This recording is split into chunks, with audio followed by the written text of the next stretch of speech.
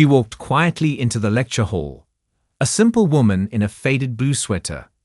When the arrogant professor forced her to solve an impossible equation, everyone exchanged smirks. They were about to witness mathematics history, and the most satisfying comeuppance this university had ever seen. The lecture hall at Stanford University buzzed with anticipation as Professor William Blackwood made his way to the podium. His reputation preceded him: distinguished mathematician, department head, and notorious for his disdain toward anyone he deemed intellectually inferior. Emma Collins slipped into the back row, smoothing her simple blue sweater over her white blouse. At 42, she stood out among the graduate students, but she wasn't there to blend in. She was there to learn. Today's symposium will address Berve's hypothesis and its implications for quantum computing, Blackwood announced, his voice commanding immediate silence. His neatly trimmed beard and tailored gray suit projected authority as his eyes scanned the room, landing briefly on Emma. His mouth twitched with subtle disapproval. She'd seen that look before, the quick assessment, the dismissal.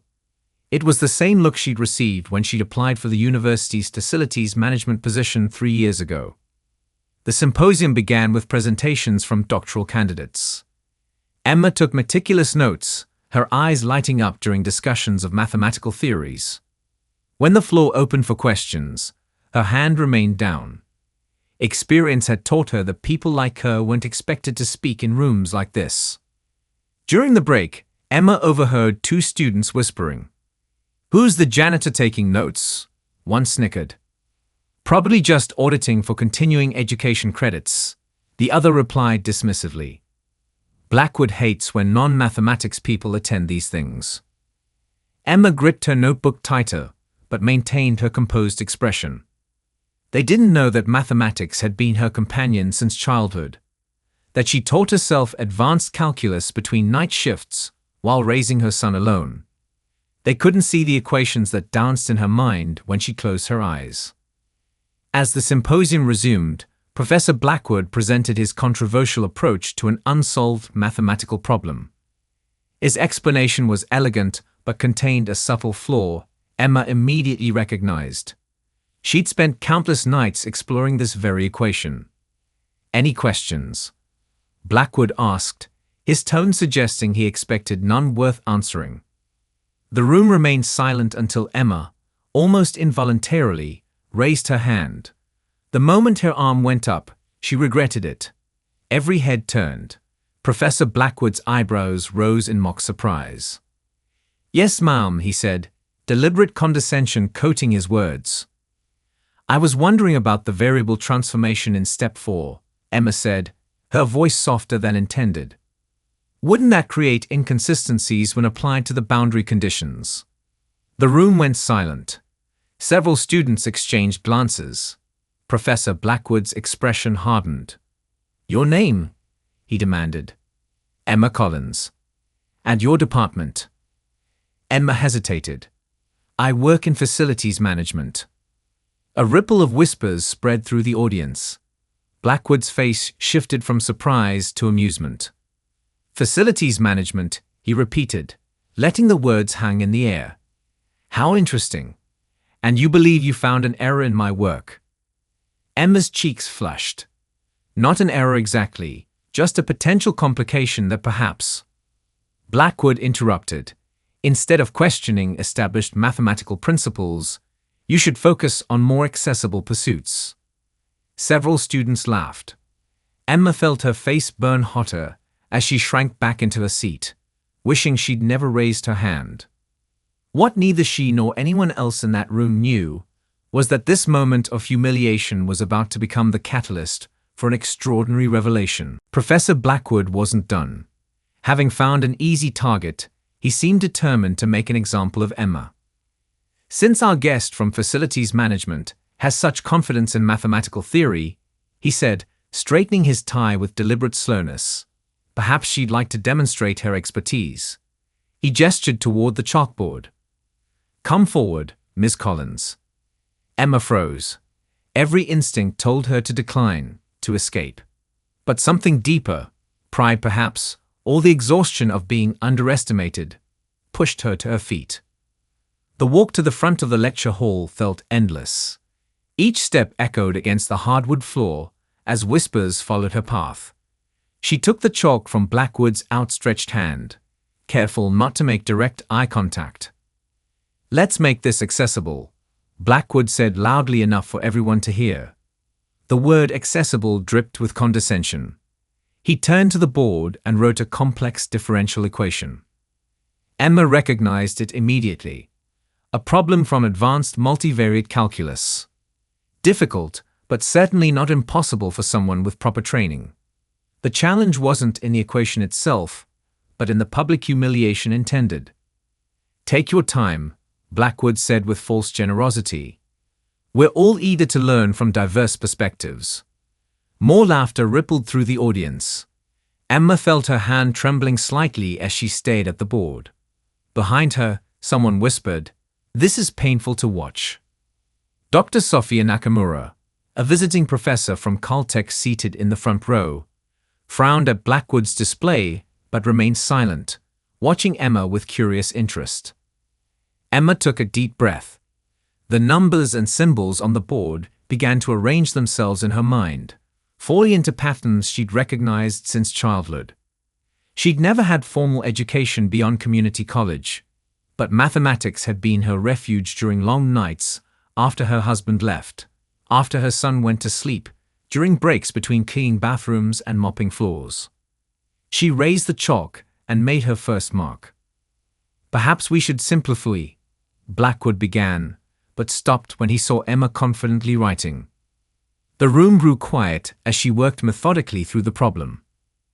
Her initial nervousness faded as she lost herself in the elegant dance of mathematics.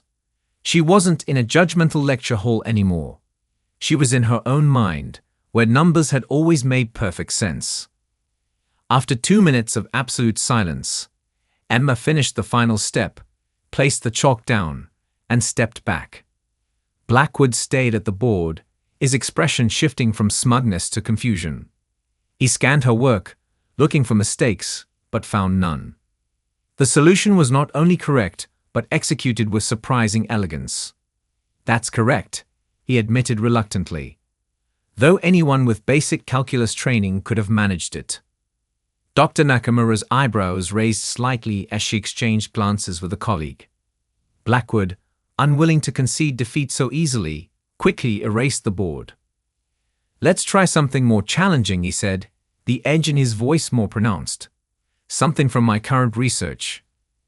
He wrote a new equation, one Emma didn't immediately recognize. This wasn't standard curriculum. It was cutting-edge theoretical mathematics, the kind published in specialized journals. "This problem has implications for quantum computing encryption," Blackwood explained to the room, though his eyes remained fixed on Emma. "If you prefer to return to your seat, I would certainly understand." The challenge hung in the air like a gauntlet thrown. The room held its collective breath, waiting for Emma's retreat. Instead, she picked up the chalk again. Emma examined the new equation, her initial confidence wavering.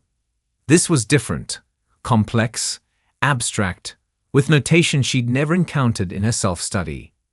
For a moment, doubt crept in. Maybe she had overstepped. Maybe Blackwood was right about her place. The silence in the room grew heavier as seconds ticked by. Students leaned forward in anticipation, some with pity in their eyes, others with barely disguised amusement. "As I suspected," Blackwood said, reaching for the chalk. "Perhaps we should continue with the symposium." "Wait," Emma said quietly, pulling the chalk back. Something had clicked, a pattern within the chaos of symbols. She remembered an article she'd read last month during her lunch break, hunched over a library computer. It had discussed a novel approach to quantum encryption mathematics. She began to write, slowly at first, then with growing confidence. The tension in the room shifted as students exchanged confused glances. Even Blackwood's smug expression faltered as he watched Emma work through the problem with unexpected skill. Dr. Nakamura sat forward, her eyes widening as she watched Emma's approach. It wasn't just that Emma was solving the problem. She was taking an unconventional route, one that showed remarkable intuition. Halfway through the solution, Emma paused, frowning at her work. There was a barrier. The equation seemed to lead to a dead end. Blackwood's mouth curled into a satisfied smile. "A valiant attempt," he said, reaching again for the chalk. Emma didn't relinquish it. Instead, she stared at the board, her mind racing. The room faded away as she focused entirely on the problem before her. Then, like a key turning in a lock, she saw the pathway forward.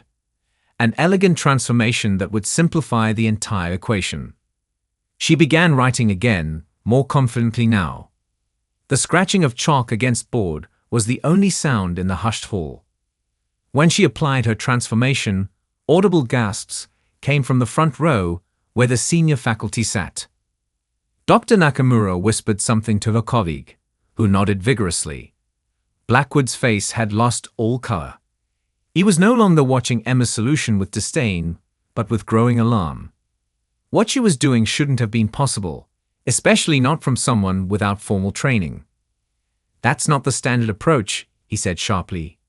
Emma didn't respond. She couldn't. She was too deeply immersed in the mathematics, in a state of flow she'd experienced all her life when working with numbers. She wasn't just solving Blackwood's problem. She was improving upon it, finding efficiencies he hadn't seen. As she neared completion, tensions had shifted dramatically. The students who had laughed earlier were now silent, their expressions a mixture of confusion and respect.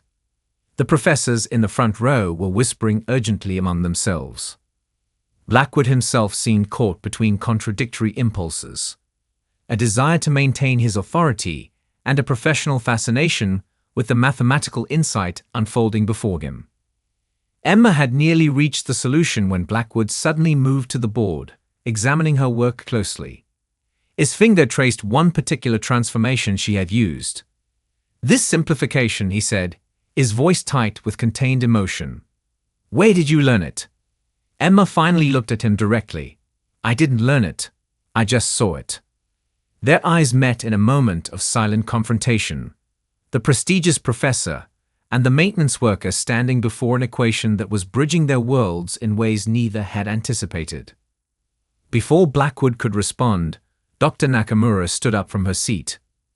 "That's the Jean Rivera method," she said, her voice carrying across the hall. "Except it was only published in the International Journal of Quantum Mathematics last month." She fixed Emma with an intense stare. "How could you possibly know about it?" The question hung in the air as every eye in the room turned to Emma.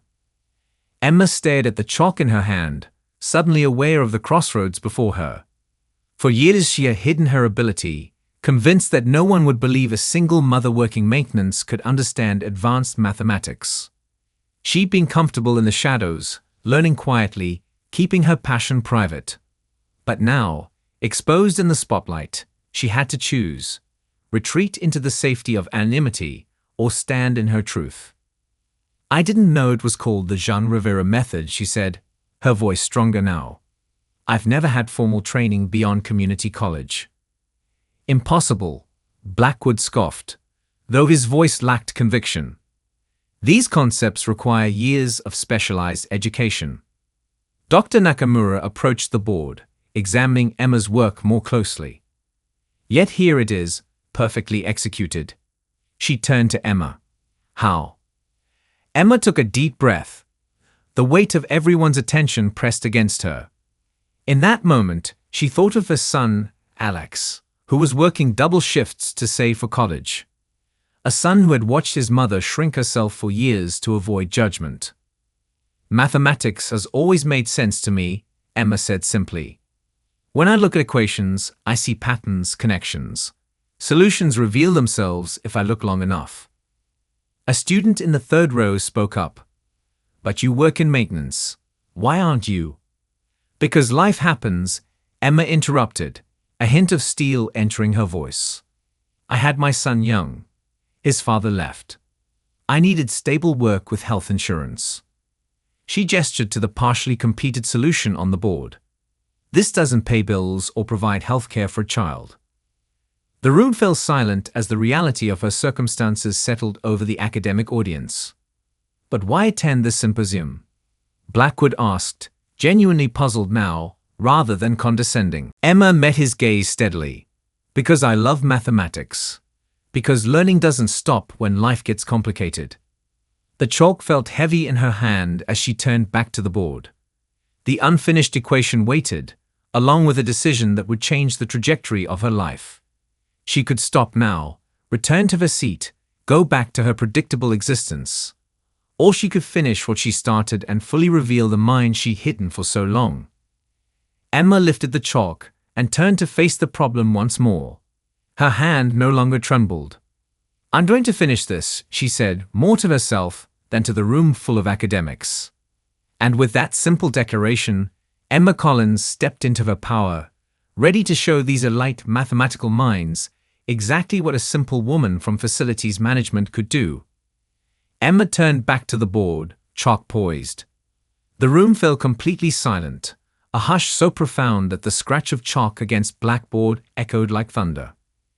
Her mind cleared as she re-entered the world of pure mathematics, where social hierarchies and academic credentials meant nothing against the absolute democracy of correct answers.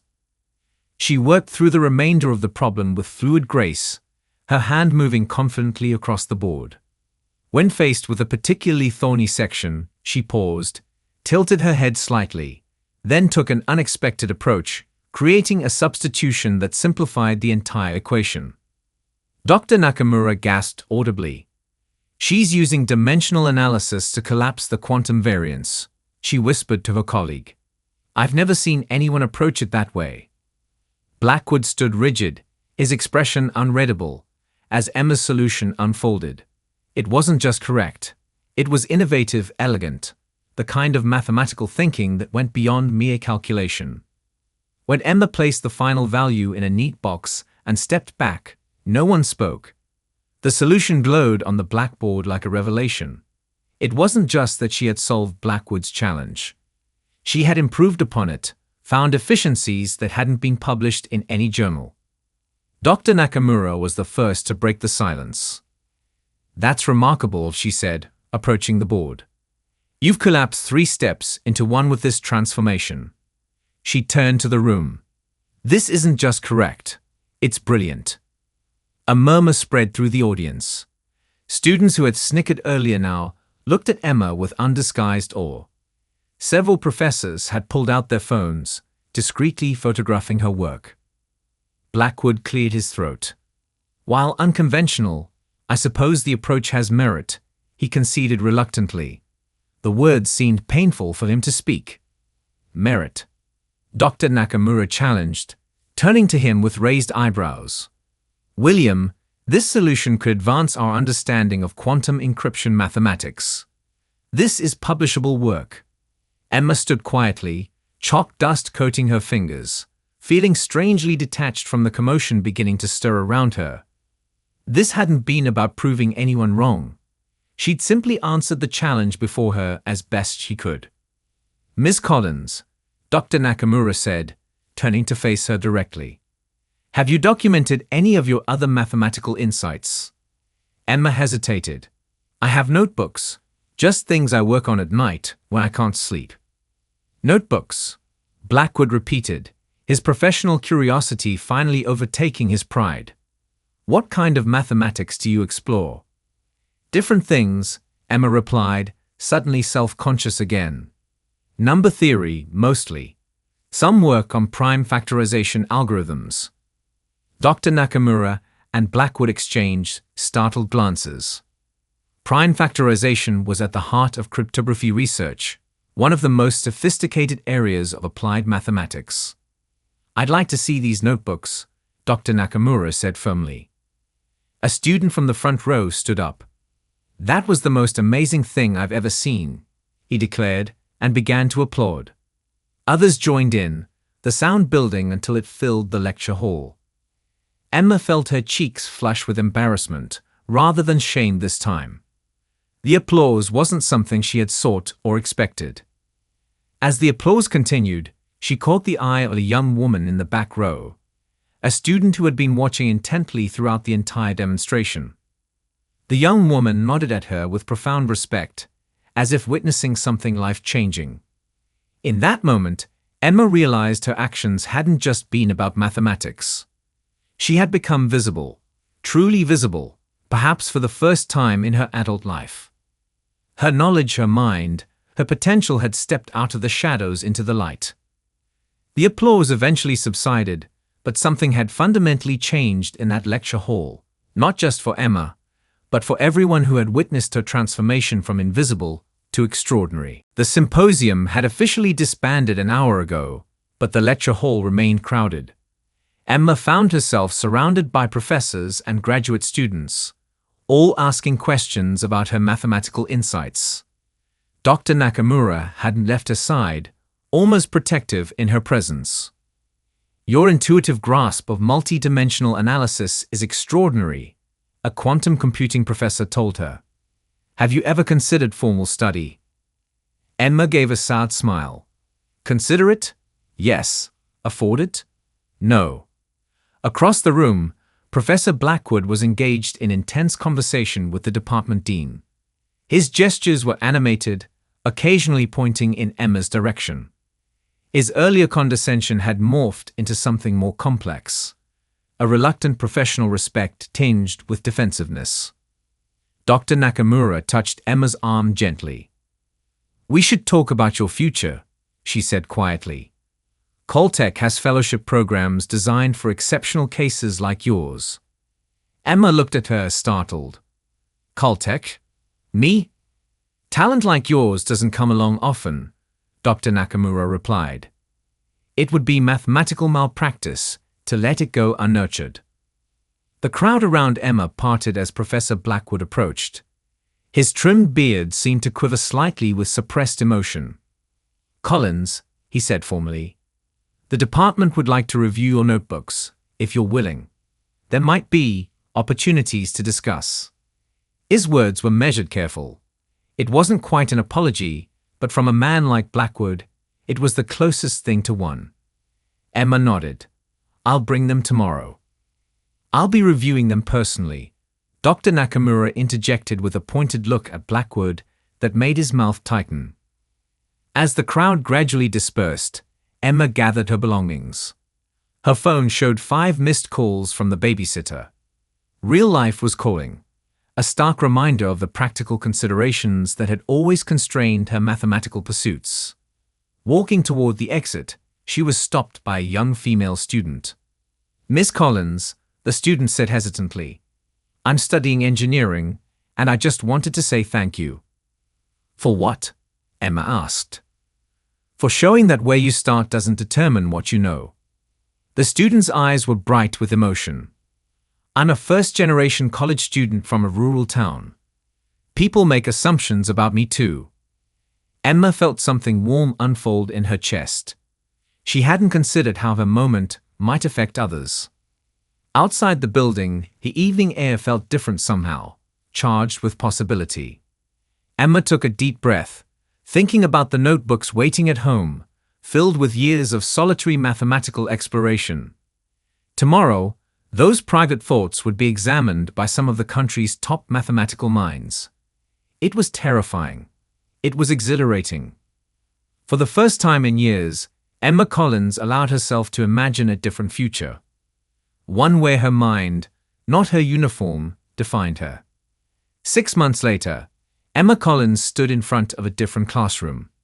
This one smaller, with eager undergraduate faces watching her explain a complex theorem. The sleeves of her blue sweater were pushed up as she wrote across the whiteboard. No longer hesitant or apologetic about claiming space, her life had transformed with breathtaking speed. After that symposium, Dr. Nakamura had arranged an emergency fellowship, recognizing that talent like Emma's couldn't wait for traditional academic timelines.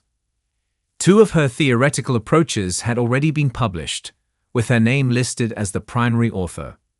Professor Blackwood had come around too, though it had taken time and several departmental meetings where he'd been outvoted.